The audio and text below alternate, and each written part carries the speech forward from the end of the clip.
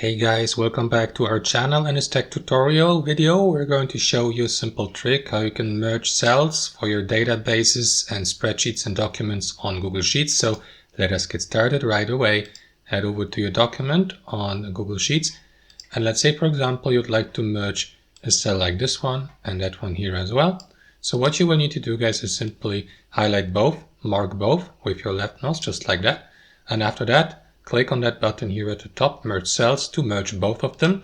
However, guys, remember that if you do that, this or the merging will preserve only the top leftmost value of your selected or highlighted cells. So if you'd like to merge these anyway, click on OK here, and that is going to merge both cells. As you can see now, these two have been converted into one cell. However, as previously mentioned, only the top left value has been preserved, as you can see. So that's how it works in practice. I hope you enjoyed this video, got some real value from it, and we'll catch you later.